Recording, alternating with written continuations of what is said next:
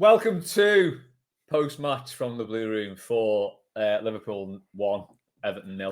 I'm going to start with a cliche here, lads. Very much a game of two halves, I thought there. I thought we were all right first half, they were shite.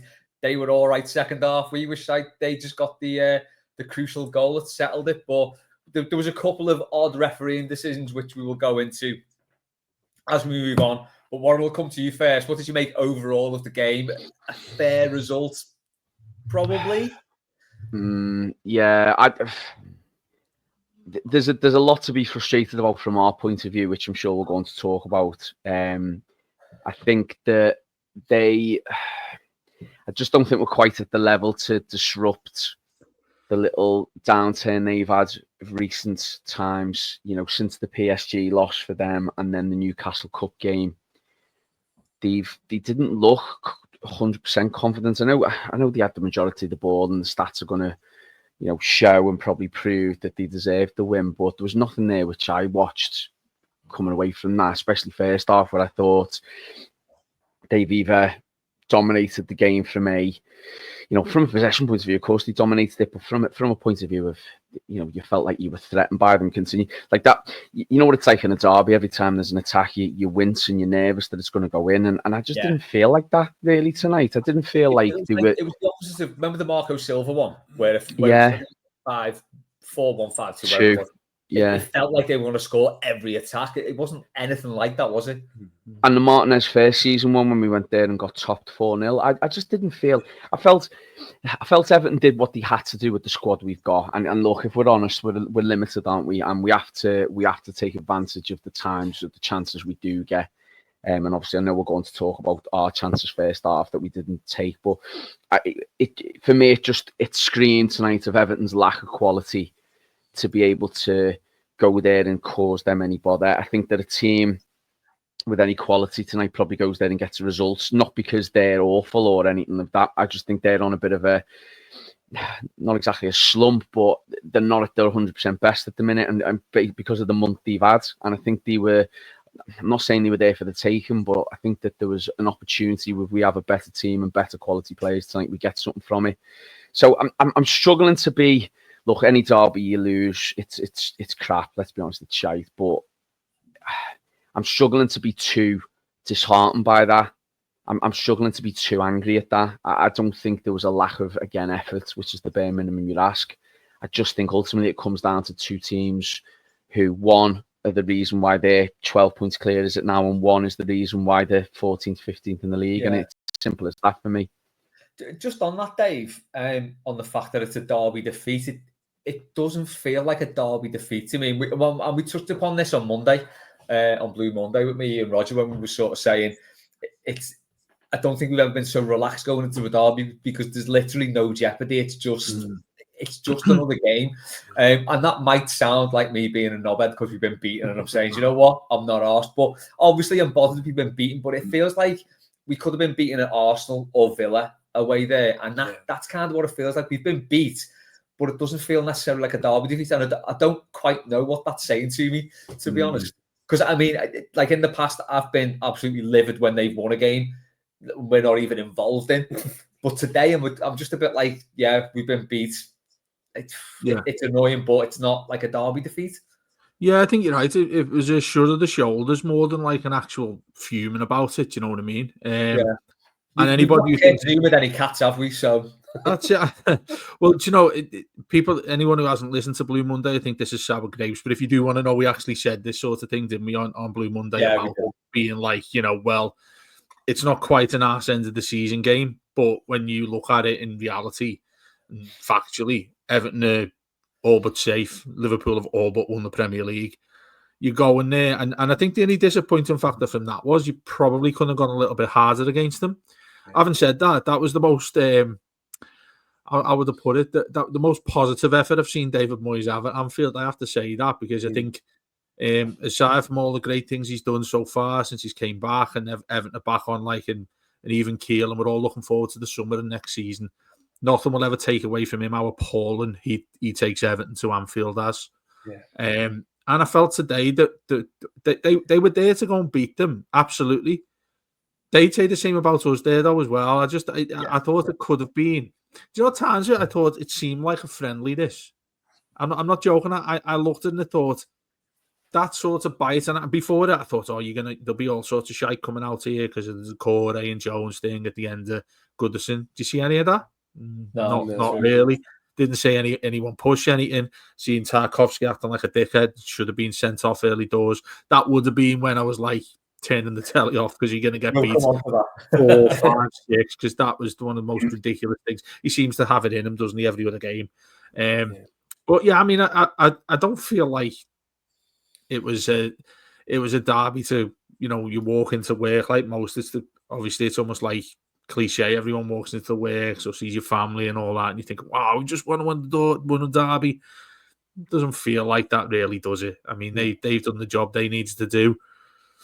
We've gone there and do what we normally do. Yeah, it just would have been nice to see Moyes going there and breaking that duck, and because obviously we've got to go and do it again next season, and then the season after that, and in breaking those sorts of things, those records, then that helps us, doesn't it? You get that off your shoulder. But I thought we didn't disgrace ourselves performance-wise. I thought a couple of decent performances. Then we'll talk about the obvious because no one really wants to say his name for as long as possible, do we? But the other one that I'd throw on I'd throw out to dry as well was the Corey. But I know we'll get onto that anyway. Yeah, Paul, I'll just come to you now. So we've. It doesn't feel like we've had a good hammer in there at all. No. It was a close game. You look at the stats and they've won on every single metric. We're just looking now. It's 17 shots to our 5, 3 on target to our none. Having no shots on target is not great. 74% possession to our 26. It doesn't look great from that angle, but when you give it the eye test, it was a relatively close game, wasn't it? And you think the position the two clubs are in, it's sort of they're clearly in a bit of a slump, and that result will do them the world of good. But it's nothing. I don't think we need to have a hangover on Saturday. I think we can go into the Arsenal game still full of confidence after that. The stats I can see there, regardless, I only look at the top two in the top left, which is Liverpool's. Shot 17, 3 on target. That means they had 14 off target. To me, those shots. Sorry, Paul. No, I was going to say those shots on target. I think the one in the first half was that deflected off Tarkovsky straight into the header from Salah at the far post. That's it, really. Basically just for Pickford to throw his hat on those two, and then the goal as well. On that first one, though, although he did throw his hat on it, it was a really good save because had he actually even gone for that initial shot, that flies in. So he did well there. But go on, Paul. Yeah, the Grafenberg one's going. It's going for the goal kick, isn't it? Correct. Yeah, just with what everyone said as well. The problem with a Moyes side going to Anfield or anywhere away is that there's no pace in that side whatsoever.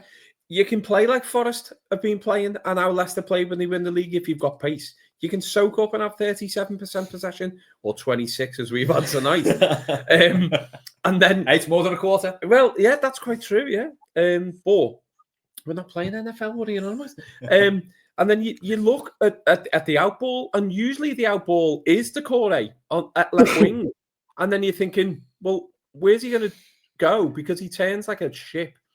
And that means you've got to bring 2 or 3 players into possession. So if the unit doesn't push up when the outball is played to the halfway line or whatever it is on the left-hand side, and Beto is, trying to juggle the ball with all kinds of different parts of his body because he's not a footballer, for me anyway. And I'm not trying to have a go with him. For no reason, doesn't he? It's absolutely ridiculous. The fact that it seems like he's wearing like elastic bands all over his legs. Every time the ball comes to it bounces off. And the way that he got through and then he hit the post, which I don't want to, give the spoiler. We'll come on to that now, How he got through on goal was because of awful control and an absolutely fantastic attempt at clearing the ball by the world's best Bobby Moore impersonator. So let's have a quick dive into that then, and then we'll come back to the offside goal. But the thing with the Beto shot that hit the post, it's like, can't we ever just catch a break with this for an opportunity to take the piss out of them? Because Van Dijk's challenge, I'll come to you, Warren, on this. Van Dijk's challenge to try and get the ball off Decore when he kind of miscontrolled the pass Canate. I think the ball from Decore actually was really quite good, but then he kind of miscontrolled it past Canate, and then Van Dijk doing the can. That would have been immortalised. Had that shot gone in, that would have been immortalised forever. We've been robbed there, haven't we, of a wonderfully funny moment. Yeah, of two glorious moments. One of a goal that should have been scored, and one of the world's most overrated centre back. I won't use the phrase that I used last time about him when we were on Mailbag talking about a certain Van Dijk, but he's easily the most dislikable Red for me in a long time. Him and Robbo are the two most dislike at the moment. Anyway. Robbo, just on Robbo quickly, shit out against James Garner. Yes. Well, the Reds jargons. He's piped down a lot recently because I think he knows he's past it and he doesn't want to. He doesn't want to fake the hard man act anymore. So, no, look, I think going back to Beto's opportunity, again, that's got to be scored, hasn't it? It's simple as that. And do you know what? I actually thought again, first half, I thought he bullied the two centre halves.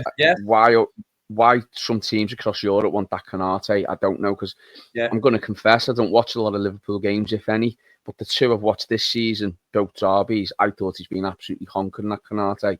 Van Dijk is clearly past any best that he was ever at. And if I was them, I wouldn't be too phased about him leaving at the end of his contract. I wouldn't be signing him up anytime soon, because I think once teams with a bit of pace and a bit of something extra come and younger players come and you know, these teams that will sign these players, your Cities, Chelsea's and whoever, Arsenal, whatever, will sign these players.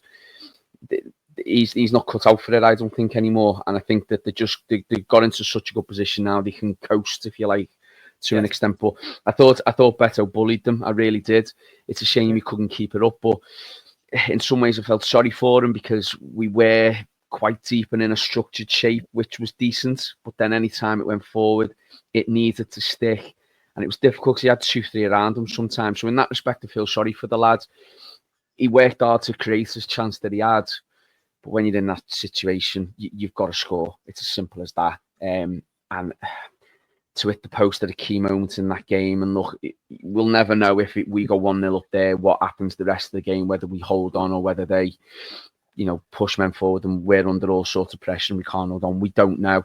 But I think this is where, you know, I've been very vocal in the fact that I've said that he, at the moment, deserves to be, when everyone's fully fit, Beto, he deserves to be the starting striker. And I still hold that view, but I'm starting to think now that he's obviously not a long-term option, because we're going to be looking for better and we're going to be wanting better. And the thing is now, I think it's got to that point in the season where, as Dave said before, you know, we're not going down. In regards to tonight's game, I think that's why I felt a bit flat as well, because it was a bit of there was not really much on it. We knew, regardless of the score, the outcomes of what both teams are going to have come the end of the season.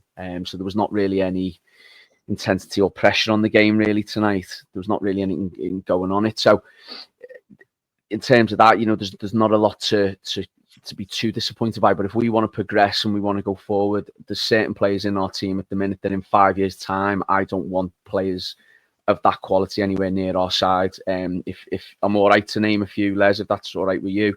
But I think obviously Beto's one.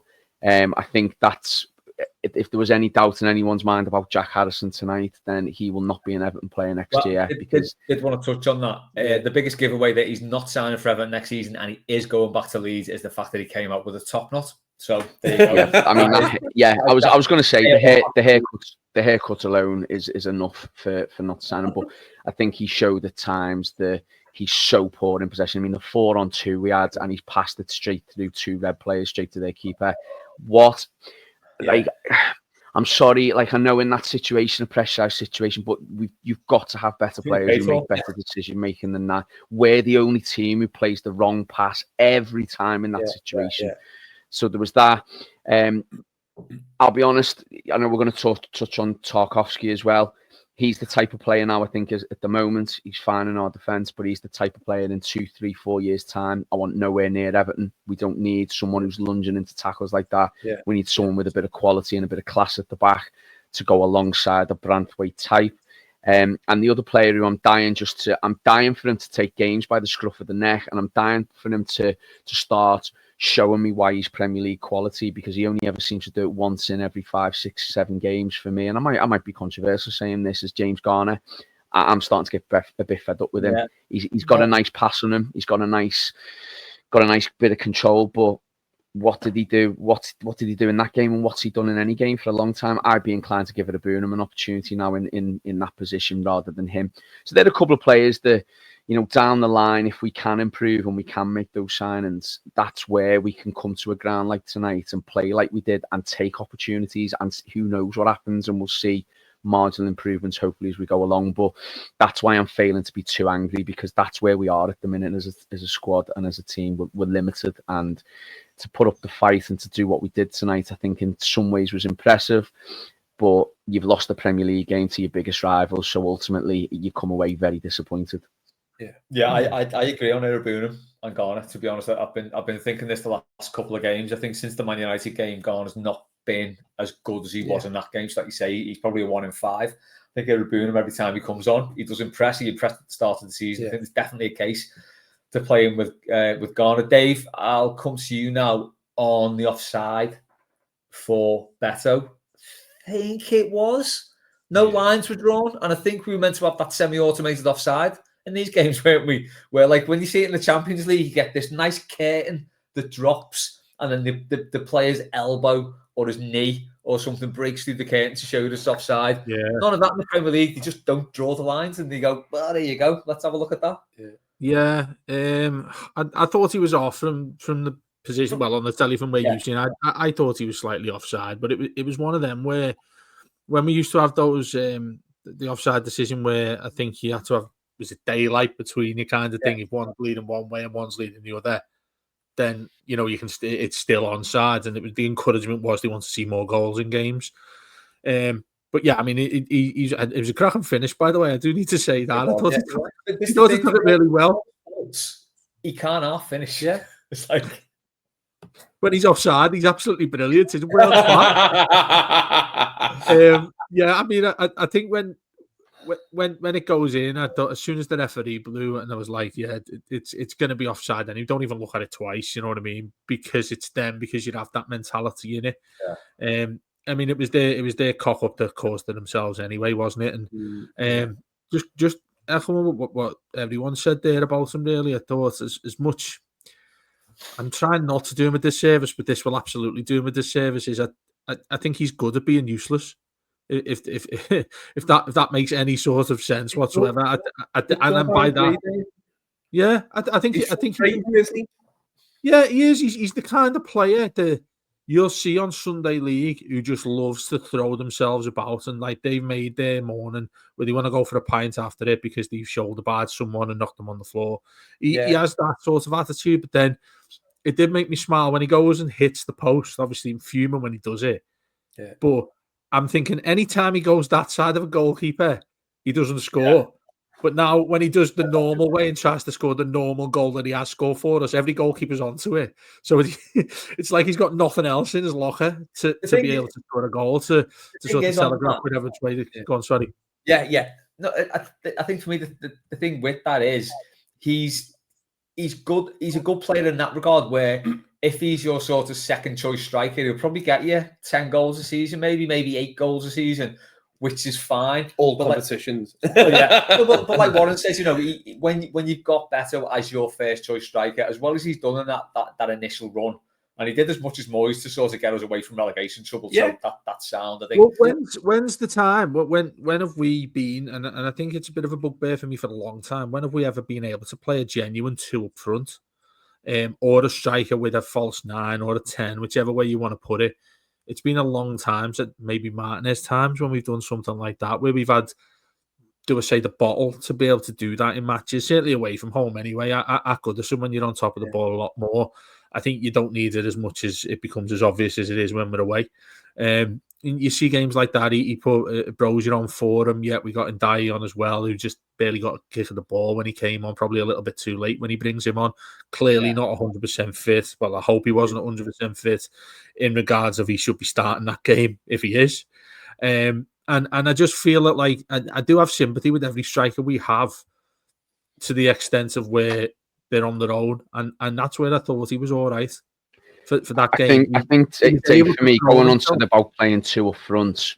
Yeah, I think you can play any formation you want. I mean, the modern way seems to be now with this three up front with your two inverted wings or whatever they want to call it. Everton's trouble has now and for a long time always been, it's all well and good whoever you play up front. We haven't got players either side. And Paul made a great point earlier on. There's no pace in the team. If we had, you know, I'd love to see, maybe not him, but I'd love to see a Richarlison type player, bit of speed, a bit of skill. Njai, whilst he's got all the skill in the world, is not quick, and we need someone direct and pacey. Now, if we had a couple of players either side are better, you can link up with them and play in a wider sort of wide striker role who've got pace. I think it makes his job less. It makes it look a bit less like he's running around. I think it doesn't matter really who you play. If you play two up front, three up front, whatever, I think you've got to have pace in the team. And I think that was a great point that you made, Paul. I think if you've got pace in the team, you cause teams trouble, especially the way we play. There were so many times in that first half when we looked really threatening from a counter-attacking point of view. And two things let us down. One, the speed, and two, the quality of pass at the end of it. And that will ultimately be until we get better players our downfall, especially when we come up against sides like Liverpool or, you know, away from home against sides like them, Chelsea, Man United, whoever. I was going to say there about, you're talking about those players you want in and around it. Alcaraz is certainly one of them for me. Yeah. But I still look at him and I think, I'd be staggered or I'd be really disappointed if we don't, you know, get him with the concept of keeping him permanently, because I think he's more than willing of that. I think the struggle that Moyes has probably had is finding the ideal position to play him in, because there were a couple of times on that left-hand side where I thought he looked a little bit isolated. When he cut inside, he was able to burst forward. What Warren, you've mentioned, and Paul there, with the pace we needed. He's quick, and I do wonder if that's something you can move in and around that side, because I think he's quite a versatile player.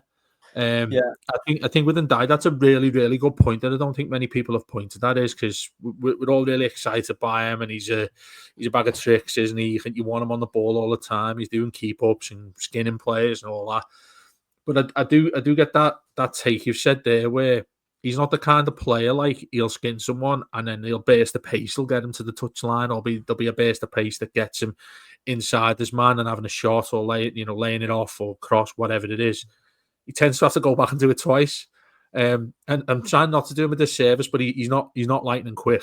He's not quick, but he's not a quick runner. You're basically saying he's the Buenos Aires Beagry. That's what you're saying. That's it. Yeah, I mean, I don't know. I suppose we're still saying now, aren't we? Any player that comes to Everton still got his flaws, haven't they? You know what I mean? And that's what you look at with many of them there. I mean, look, you've got a chance now with these remaining games to put players in who you can experiment with a little bit. This Arsenal game as well. I'm pretty confident Everton don't lose this game against Arsenal for the same reason why we didn't get anything today, because we probably should have got a draw today, I think. I think 1-0 to them / a draw would have been pretty fair, quite sort of, boring sort of game in general. If you watched that and it wasn't a Merseyside derby, you'd be like, yeah, that probably goes last on Match of the Day, like you used to with the shit games, get 30 seconds or whatever. But I think with Moyes there, he'll look at that and think, well, there's a lot to work with. There are certain positivities you can get from it. He's at that pitch. I mean, Idrissa was his usual self. I think he got overpowered a couple of times, though, by their midfield when you got Gravenberch and Szoboszlai, who kept quiet as well, and he's probably been one of their best this season. But that was really good. Mikalenko, absolutely good. I think Salah was wanting to go to the... He needs to play them every week, basically. Yeah, well, so that's what I mean. I think Salah was in the Arcles at half-time. And yeah, I mean, I felt he was fine again today, Mikalenko. I would have liked to get more at Jones, not only to kick him, but also to try and get at him because he's a right-back. Yeah. And in general, I was saying to my mate there, he looked good as a right back, but he looked good because he wasn't troubled.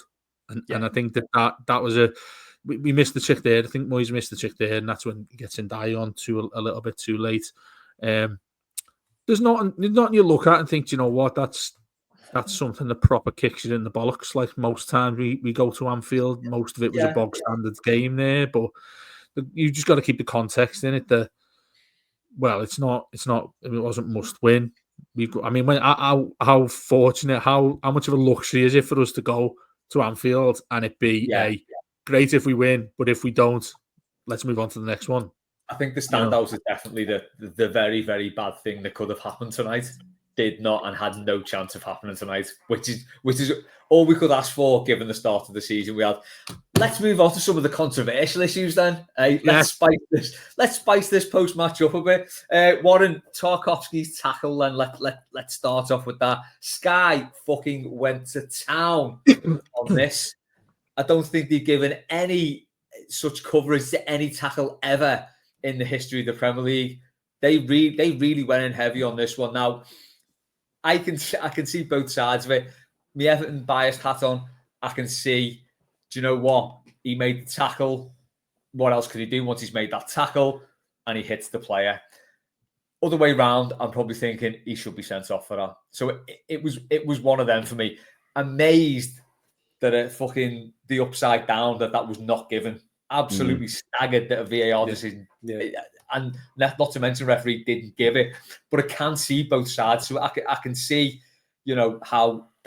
how the referee could say he went in for the tackle. It was a bit of a follow through. Not much you could do. The one takeaway from me though is we've seen in previous derbies that basically a yellow card just signifies to the manager that you maybe should substitute that player. David Moyes chose too early in the game. It was too early in the game to do that. Exactly. So David Moyes chose not to substitute the player who got the yellow card. So that's fine for me. But what was your take on it, mate? I mean, if he'd have subbed him in the 12th minute there, that would have been like one of the Premier League all-time moments. So he should have done that, David Moyes, just for that alone. Look, I initially, reading some of the comments online and stuff, there was a mixed bag. I think more were in favour of saying it was a red. But there was a few people. I've read a few comments about, well, he's moving at momentum, so what's he supposed to do? I've read a few things saying about, in slow-mo it looks worse than it did at full speed, and you get that with these type of decisions as well. I think the two things I'll be honest, I thought it was a red card. I think if it was the other way around, I'd be screaming for it to be a red. But I think, as you said, Les, the fact that we've gone there, the fact that we've gone to Shelbyville and it's not even being looked at or overturned is absolutely, like, I'm still shocked now. I think whatever side of the fence you sit on with it, though, the takeaway from me is that this is now, fifth, sixth time this season that Tarkowski's done something like this. Yeah. And it hasn't cost us. He's been a very lucky boy. I don't know if he's been given some sort of captain's privilege with referees, or that he's good at the chat with referees. So there's that little doubt in referees' heads what to do. But then even saying that tonight, I think everyone looking at it who was not in that VAR box said it was a red card. Who's obviously not got blue tinted specs on. But yeah, this is the fifth, sixth time he's done this. I was watching the highlights randomly of the Burnley game when we won 3-1, when he was with Burnley and he's put that tackle on Richarlison. He's got previous for this. And this is what I was alluding to earlier with the point I made. If Everton want to progress, and look, I think Tarkowski's been a very good signing considering he was a free, and he's played for us in a time, and he's been a consistent player for us in a time when we've needed someone like him.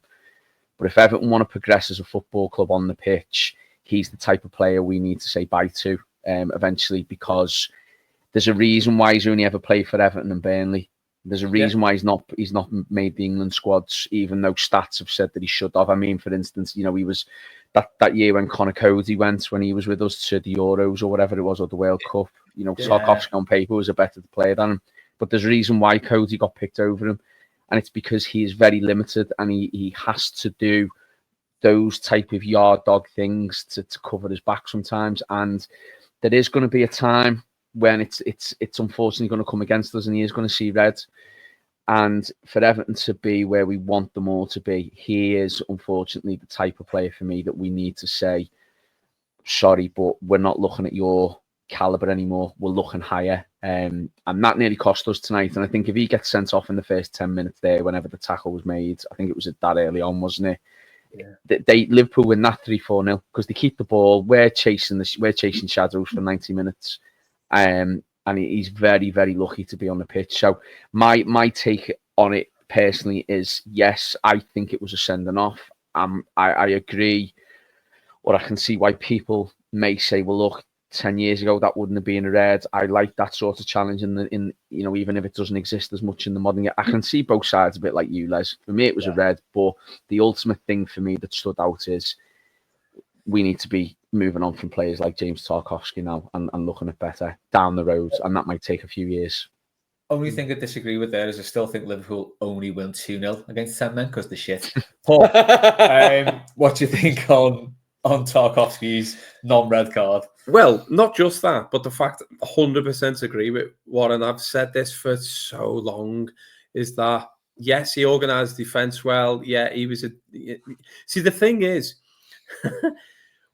Keane played really well at the beginning of the season, and he's become a scapegoat. Yes, he's made mistakes, but he hasn't been flying into challenges and nearly breaking people's legs, or giving the ball away in really ridiculous positions, or even not even trying to maim someone, just giving stupid free kicks away or stupid barges, or you're 1-0 down in a game late on and Tarkowski's going in and shoulder barging someone, or he chooses to have a fight when there's a football match to be played, and I don't know why he does it. And that is exactly, I agree totally with you, Warren.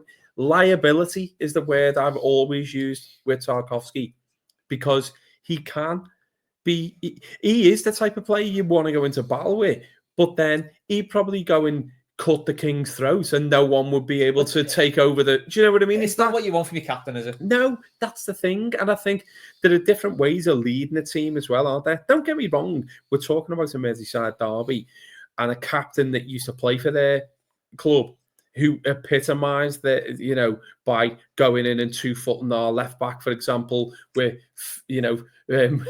fists clenched and showing how you pull out of a 2-footed challenge. Those days are gone now, aren't they? Those days, we know the way referees and the game is with VAR and everything now. Those days are gone, and you can't do what the game calls for now, especially the way the playing styles are, where everything's slower and everything's more methodical and everything's pass and count. Games now are basically passing team versus counter-attacking team. That's every game in the Premier League, isn't it? So the way the game is now, you can't be having these, classic 80s, 90s derbies where form goes out the window, they're flying into tackles, you can get away with an elbow. Those days are gone, and I think Tarkowski for me is just a player of that bygone era where that sort of thing was celebrated 15, 20 years ago. But unfortunately, against Bayern Munich, basically. Yeah, and Yeah, exactly that. Yeah, but that's where I just feel, Paul. And I know I've spoke a lot already, and I apologise for interrupting, but that's just where I feel that we need better than that now. We need to be looking at better than that. And I think the thing is as well, football fans, it's tribalism, and we know this obviously. But the fact is that now it's like you're not allowed to find any criticism unless it's with an opposing player, and that is it. Now, as a fan, we're going to move into an unbelievable state-of-the-art stadium, right? What do you want as a football club now? Do you want to progress? Or do you just want to defend every single player who wears the shirt? Yeah. So you have to make these decisions now. Now that you're going to go into a big stadium like this, and it's going to, you're going to be hosting rugby league games. You're going to be, the centre of attention right across the world now.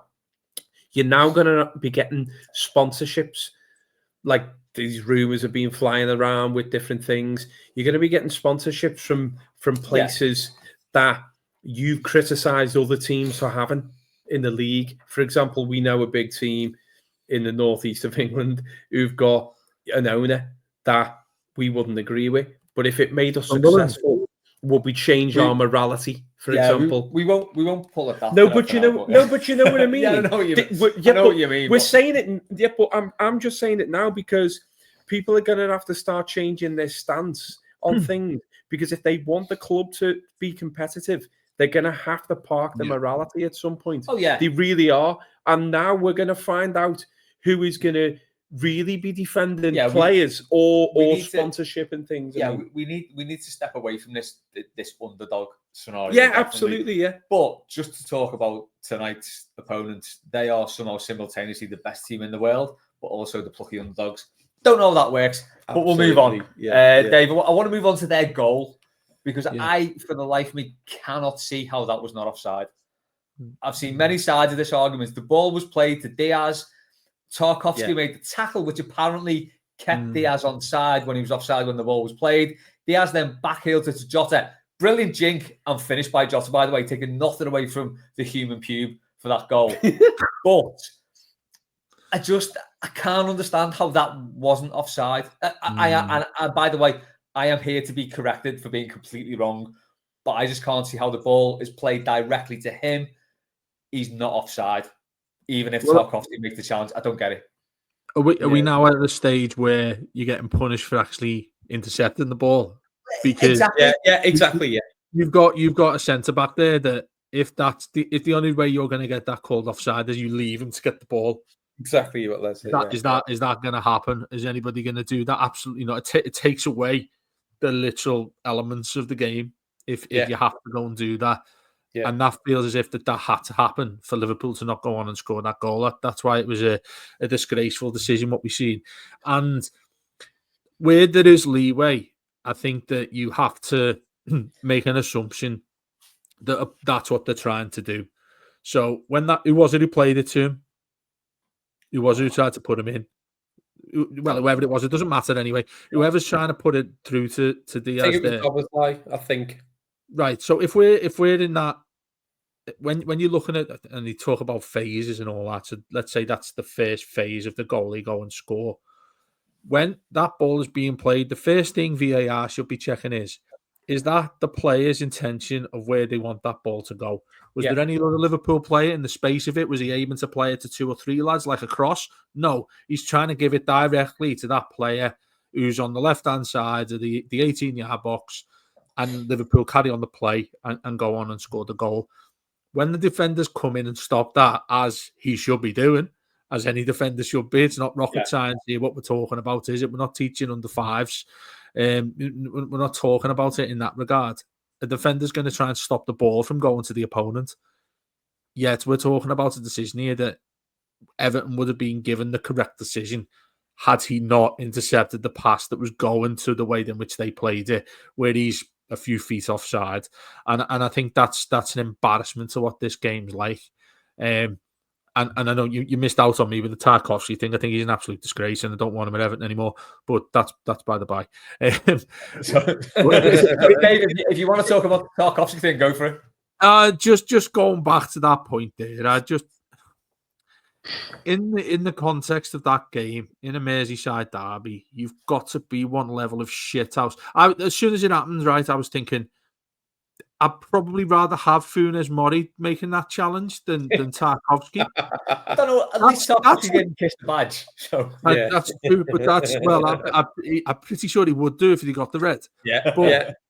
That's our captain. That's the captain of the club who's and every single time I see a foul given or him moaning about a decision, he's over with this little smirk on his face, talking to the referee and all that, like he knows better. He needs to pack it in. He's a grown man that's meant to be our captain there, and I think it's an absolute disgrace there. And Moyes needs to have a word about himself for keeping the armband. And I'd drop him. I'd put O'Brien in there and I'd put Ashley Young on the right back position. That's what I'd be doing for the rest of the season or whatever. But going back to that embarrassment of a decision for them to get the goal. Yeah, fair play to them. They go on and score. Really good finish by Jota. Pickford's diving the other way. I actually thought it was interesting. I think Branthwaite was quite quiet, but then he didn't have to be particularly great because Liverpool didn't offer much going forward. That I didn't recall him having any sort of one-on-one chances or we having to throw ourselves at balls. But that was one where him and Tarkowski gets back in, funnily enough, and the pair of them throw themselves at the ball. I thought probably Branthwaite should try and close that down a little bit better than he did. But yeah, it shouldn't have counted. And look, once again, this sounds like sour grapes from us, but that's a disgraceful refereeing decision. Yes. Will we hear anything from it? No. No. Will it happen again? Yes. And I find myself again every single derby. If that happens at the other end, does that get disallowed? Absolutely, it does. And it feels like we're still in that now, doesn't it? Just a quick point on I'll be very quick with this. Just on the point on the goal and the potential of it being an offside. The thing for me was initially when I first saw it back, I thought it's not going to get given. It's one of those that's not going to get given. It could be, it couldn't be. That was my initial feeling on it, that it probably is not going to get overturned. It doesn't look great. If it was the other way around with IB and it got overturned, would I like it? Probably not. However, last kick of the game, we put a ball in. Branthwaite's flagged for offside. The ball hasn't even got to Branthwaite, but it's given offside. The referee's given the free kick straight away. So if you're doing that at that end, surely you've got to do it at the other end. Just to play devil's advocate on it for a second, because as I said, I think yes, it should have been probably flagged offside if you're going to give the Branthwaite one. Do you remember years ago? I think it was second Martinez season when we played Man United and Lukaku's and he's about 20 yards offside, and a ball gets whipped in, I think by Ross Barkley. And all the Man United players stop, and Kevin Morales runs onto it, and Kevin Morales ends up scoring. Yeah. Now, the argument there was, well, if the Man United players are playing the offside trap and they've left Lukaku offside, they're going to stop. So surely the flag should go up and the Morales shouldn't get run through and scored. We have on the season. Just on that, Diaz actually plays the ball to Jota, though. Yeah, so I know it's a different scenario. I agree. I think being an ally, I'm not saying I agree. By the way, I'm just offering that as a reason for maybe why it wasn't given. I think the thing with this is though, Diaz then plays the back heel to Jota. I mean, do you know what? Don't get me wrong. It is a fucking lovely goal, and I would love to win a derby. Yeah. The back heel and the jink and the finish is brilliant, but I just think the fact the ball's played to him, it's not given offside, and then he plays the ball to like the player who scores the goal. It just. But this is once upon a time in history that gets flagged offside straight away, because that was the old rule, wasn't it? If you're in an offside position, you get flagged. And like I said, I'm not saying I agree with the decision that the goal should have stood. I just think, and I know the different scenarios, but the example I give with the Morales goal and Lukaku being in an offside position, the Man United defence don't stop if they think that Morales is going to run through, because they don't. They played the offside and Lukaku's clearly in an offside position. It's totally different, I know, but applying that logic, I can see why it wouldn't be given. But like I said, for me, if you're not gonna give that offside, you don't give the Branthwaite one, because we're actually in an half decent position when it does get cleared out. Yeah, I think it gets cleared to one of us, and we're actually in a half decent position to maybe throw another cross in there. So if you're going to do it for one, you've got to do it for the other, and that's my take on it, really. But it's just a tough one to take, isn't it? Because listen, I think on another day and against another team and maybe at home, that gets looked at. Well, if it's us, if it's like Dave said, if it's the other end, it gets looked at. We all know that. Yeah. Yeah, I think it's in a nutshell with what you've just referred to. I think that's an excellent example, what you said there about that Morales goal, because it took me a while to think back on it, but I do now, and United just stopped there. Now, I do wonder what would have happened if Everton had completely stopped. That therein is why there's a real issue here with VAR, isn't it? It's a grey area, isn't it? It's a real grey area. You feel as if you have to make it a complete conscious decision to make it as obvious as you think that he's offside. So you are you're making a gambling decision then, aren't you? So for carrying on to play like you would as a footballer since day dot and football was invented, you're being penalised for doing that. And that's really sickening. Yeah, it's really sickening to think of, isn't it? Really, you know. If the linesman misses that offside, because it was tight, but if he misses it, it's like, okay, the linesman's missed it. You'd be pissed off, but the fact that VAR looks at it, it's like, I don't know. It just. Do you not think, Les? Do you know, to ask the three of you lads? I mean, I've been doing this for quite some time, asking this question. Now, would you happily go back to the way in which refereeing and linesman decision were before VAR came in? Yeah. And I think it's really easy to say, yeah. I haven't said that. I know I'm answering the question myself here, but I haven't said too bad.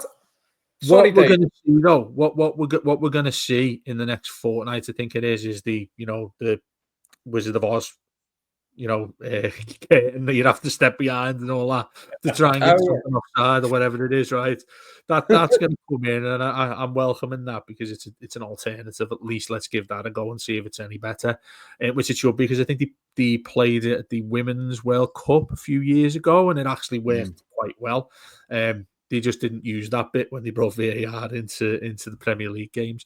But yeah, I mean, I feel when we're in that position now, we're getting decisions because of VAR. Very simplistic of us to say, yeah, it's got to go and all that sort of thing. But I feel I'd have it more settled with my mind, and we would be having a 15, 20-minute discussion about an offside decision that's wrong.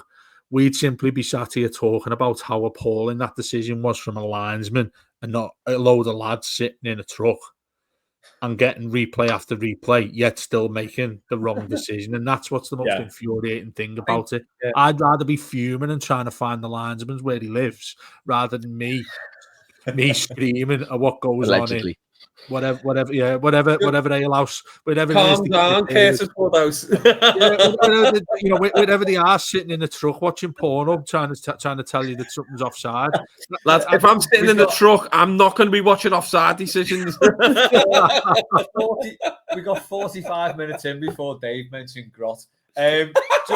Just before we wrap up, I think one other contentious issue for me was the fact that Jota never got a red card. Now, this might surprise people, but he got a booking, and then he sarcastically applauded the linesman and called him a cheat. Yes, he did. Yeah, and he didn't get sent off. But the comments I made in our WhatsApp group there as well, I said, he did that. He did the sarcastic clap after he got booked. He called him a cheat, and Njai pretended to be a seagull and got booked.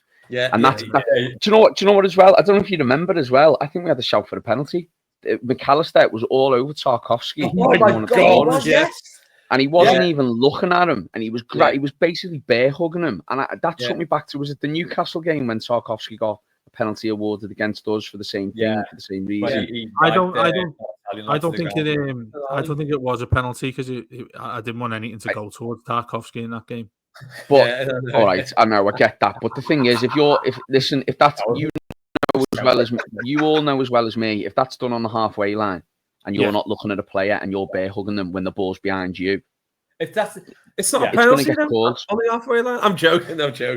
You know what I mean? It gets called for a free kick. No, and just one last thing from me. No matter how bad it ever gets for us in derby games and we ever lose, at least we don't pipe crowd noises into our stadium speakers. Correct. That's the last thing I'm going to say on tonight's show. Did you do it? Yeah. No, Dave, you mad? It's been going on for ages. One other thing as well, just quickly before we'll just do a little lead into the Arsenal game before we go. But has Arne Slot been hitting the sunbeds? I was going to say, mate, as got a sheen like a conker. Well, I was thinking of going to Turkey to get a bit more hair back, right? But when I seen his FOD today, I thought, you know what, mate, I want to know there where he's shining that up, because I thought he looked smart. It's like Homer in the bowler armor, isn't it? When Homer sticks his head in the bowling thing. It was turtle wax. It was just like, it was special on the FOD. So I thought, fair play to the lad there. I want a bit of that action. Absolutely. Right, just before we go, we'll quickly have a little look at the Arsenal game. So I think after that game, no real reason for anyone to feel particularly down. Like I said at the start, everyone will feel like this, but that just feels like another away defeat to me. Which is nothing new. A derby defeat is nothing new, and it's not just sour grapes. It's just how that feels, because it's a rare derby where there's absolutely no jeopardy really either side on it. Paul, going into Arsenal, confident? Well, I just think that now you've got Njai back and you've got Alcaraz. I think McNeil will be back as well on the bench potentially. Yeah, because he's been. Yeah, they've both been on the grass and they say, all right, nice. Yeah. Sorry. On the grass. We've both been on the grass. Woke training session. Absolute woke training sessions. I just think that, like, Arsenal without a striker, still, you've got to be looking to, to press them high up the pitch, to stop them. They have got pace that we haven't, so they can play on the counter, but push them back so they don't have that out ball. And you know what I mean? Maybe if you can, I don't think Njai will start. Moyes isn't the type of manager to do that, is he? If he feels that a player still needs a couple of games, and Arsenal isn't the right team to play. You know, a player who's probably 80% fit still starting, but looking at that game, you'd be happy with just getting something, but then you think the less points that Arsenal get, the quicker Liverpool are going to win the league. So I don't really care. They can't win against us now. So well, that's really I know, and it's going to happen. It's inevitable, isn't it? But it's trying to plan now, surely, for the summer and for next season, isn't it? So you're now surely whittling down the amount of players that you're going to keep and you're going to offer contracts to, because we've got 6 that have got contracts, and the rest are out. Contracts in the summer, so you've now got to be looking in these last 8 games we've got left to play to look at who's going to be staying at the club now, and you know, regardless of how many points you're going to get between now and then, you're going to still be in the Premier League, so you know what you're going to be working with, you know the teams you're going to be playing against. You're not going to have to drastically change the way you're going to play by dropping down the division to play a completely different type of football. Now we can start planning. And we've been able to plan, I would say, since before the international break, haven't we? So I think that's the more important thing. You just use those 8 games, regardless of I know we've got a tough run coming up, but there's no jeopardy, as we were saying tonight. So now you can look at doing different things. You know, I don't know. Let's just go and put, you know, a decent performance in at home. We would have put a far better performance in a, you know, it's just a pity. And I know it's if, buts and maybes and whatever, to not quote that lad saying we'll win every trophy outside. I don't do it. Let's not do that. I know, so yeah. But anyway, so, you know, if you can get, as we've pretty much got every player fit now in the squad. I mean, there's only 1 or 2 without. So now you can do your mixes and matches and whatever you think. If you do think Alcaraz is going to stay, then you play him pretty much every game between now and the end of the season to see where you think he's going to play, to see if he's better in certain positions, or because he likes to play very deep. I think. Yeah, I think he's wasted on the left.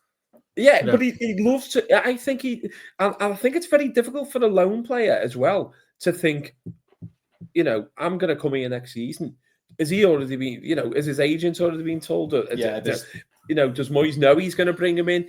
Or is he just filling numbers now for now? And is this why we've been linked with Ben Doak or whatever, or in any of this? Or there's a lot of, you know, permutations, aren't there? So I think between now is the time. And I know Moyes might not experiment, but that's the way forward, isn't it now? Feels like it to me. Dave, what do you think? Do you think we shouldn't really feel too disheartened about that result and shouldn't really affect what we do at the weekend?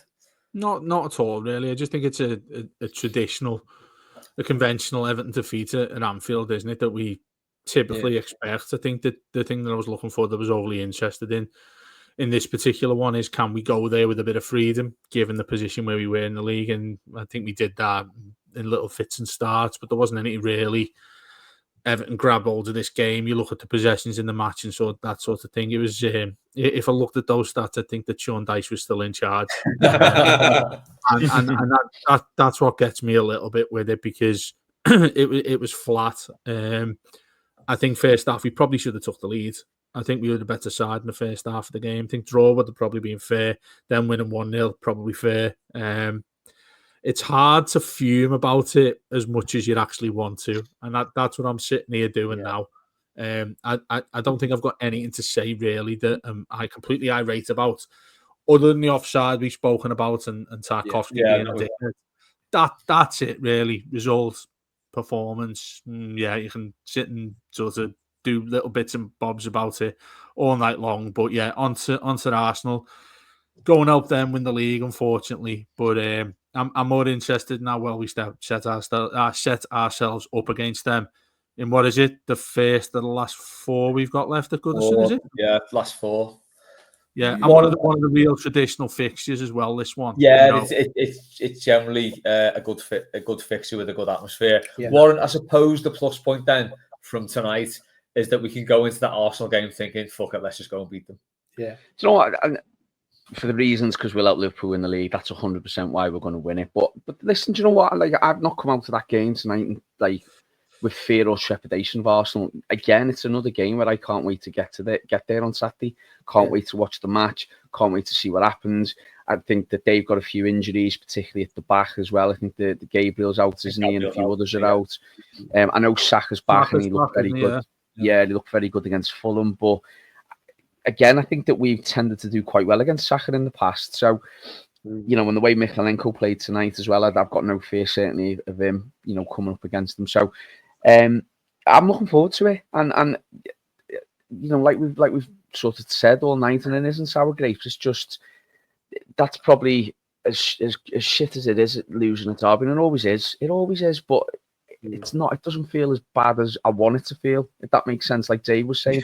I'm looking forward. I'm looking forward to it. Listen, spring's here. We've got a nice weekend to look forward to in terms of the weather. It's going to be great, and I'm looking forward to getting into the ground again and soaking it all up and making the most of, you know, the 4 games we've got left there. So, yeah, I think overall, listen, Everton are, I feel, starting to on be an upward turn now, to go on an upward turn. It's going to take a long time. It's going to take a slow time. We've seen green shoots of recovery from what we've experienced the last 5 years. And I'm here for the ride. You know, and I feel good about it. I feel good, and I feel as good as I feel about a derby defeat as I've ever felt, and it still feels crap, but it's not as crap as we've experienced in the past. Yeah, I agree. Just to finish, I think feeling ambivalent about a 1-0 defeat at Anfield at the start of April, given the start of the season we had, do you know what? I'd take that all day.